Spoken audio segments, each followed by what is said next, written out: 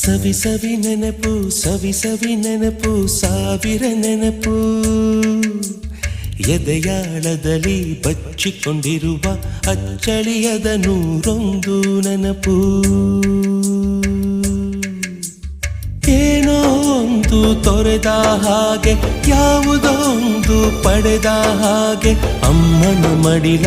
ಅಪ್ಪಿದ ಹಾಗೆ ಕಣ್ಣಂಚಲ್ಲಿ ಕಣ್ಣೀರ ನೆನಪು